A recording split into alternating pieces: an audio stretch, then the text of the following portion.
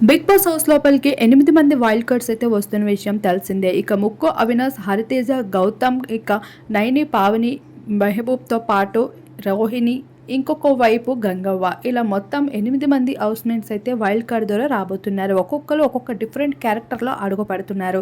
ఇక నవ్వుల వర్షం కురిపించే అవినాష్ మా టీవీ అంటే ప్రాణం పెడతా అంటూ చెప్పుకుంటూ వచ్చినట్లే ఈ సీజన్‌లో దుమ్ము రేపేస్తూ ఉన్నారు.